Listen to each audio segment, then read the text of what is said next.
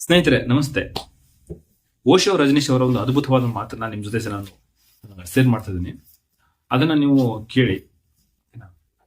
ಎದೆಯಲ್ಲಿ ಒಂದೇ ಒಂದು ಹೂವು ಅರಳದೆ ಹೋದಾಗ ಅಂತ ಫಸ್ಟ್ ಏನು, ಇದನ್ನ ನಾವು ತಲೆಯಿಟ್ಕೊಳ್ಳಿ.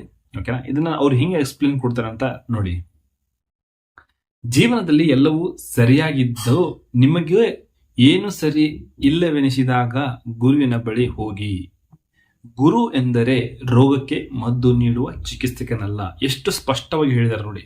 ಜೀವನದಲ್ಲೂ ಎಲ್ಲವೂ ಸರಿಯಾಗಿದ್ದು ನಿಮಗೇನೋ ಸರಿ ಅನಿಸಿಲ್ಲ ಅಂದ್ರೆ ನಿಮ್ಗೇನೋ ಒಂದು ಡೌಟ್ ಇರುತ್ತಲ್ಲ, ಅವಾಗ ಗುರುವಿನ ಬಳಿ ಹೋಗ್ಬೇಕಂತ ನಾವು.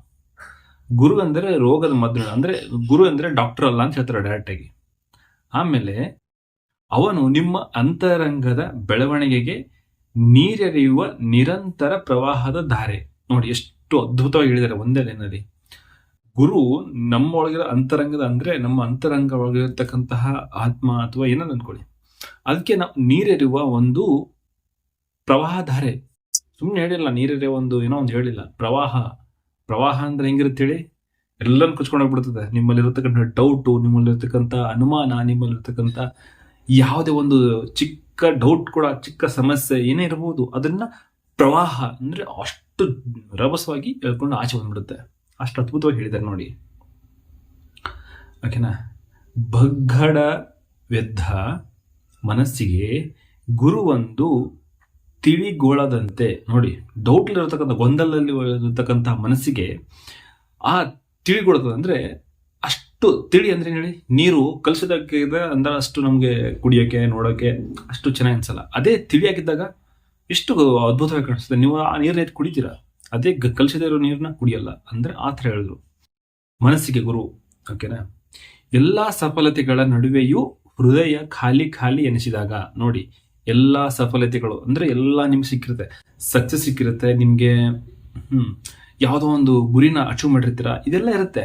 ಇದರಲ್ಲಿ ನಿಮ್ಗೆ ಏನೋ ಖಾಲಿ ಖಾಲಿ ಅಂದ್ರೆ ನಮ್ಗೆ ಏನೋ ಇನ್ನೂ ಬೇಕು, ಇನ್ನೂ ಬೇಕು ಅನ್ನೋ ರೀತಿ ಒಂದು ಏನಾದ್ರು ಒಂದು ಇರುತ್ತಲ್ಲ, ಅದು ಅನಿಸಿದಾಗ. ಓಕೆನಾ? ಎದೆಯಲ್ಲಿ ಒಂದೇ ಒಂದು ಹೂ ಅರಳಲಿಲ್ಲ, ಒಂದೇ ಒಂದು ಹಾಡು ಹುಟ್ಟಲಿಲ್ಲ ಎನಿಸಿದಾಗ ಗುರುವನ್ನು ಹುಡುಕಿ ಅಂತ ಅದ್ಭುತ ನೋಡಿ. ಎದೆಯಲ್ಲಿ ಒಂದೇ ಒಂದು ಹೂ ಅರಳಲಿಲ್ಲ. ಹೂ ಅರಳೋದಂದ್ರೇನು ಅದನ್ನ ತಗೋಬೇಕು. ನಮ್ಮಲ್ಲಿ ಇರ್ತಕ್ಕಂತಹ ಅಂತಃಕರಣ ಭಾವ ಅಂತ ನಾನು ಸುಮ್ಮನೆ ಎಕ್ಸಾಂಪಲ್ ಹೇಳ್ತೇನೆ. ನೀವು ತಿಳ್ಕೊಳ್ಳಿ. ಓಶೋ ಅವ್ರ ಲೆವೆಲ್ ಬೇರೆ, ನಾನು ಹೇಳ್ತಾ ಇರೋದು ನಂಗೆ ಅನ್ಸೋದು ನಾನು ಹೇಳ್ತಿದ್ದೀನಿ ಅಷ್ಟೇ. ಹೂವು ಅಂತಃಕರಣ ಆಗಿರ್ಬೋದು, ಅಂದ್ರೆ ಶುದ್ಧ ಮನಸ್ಸು, ಇದೆಲ್ಲ ಇರುತ್ತಲ್ಲ. ಆ ಹೂ ಅರಳಿಲ್ಲ ಅಂದ್ರೆ ಒಳಗಡೆ ಏನೋ ಡೌಟ್ ಇಟ್ಕೊಂಡ್ರೆ ಹೂ ಹಿಂಗೆ ಇರುತ್ತೆ. ಡೌಟ್ ಇಲ್ಲ ಅಂದ್ರೆ ಅರಳುತ್ತೆ.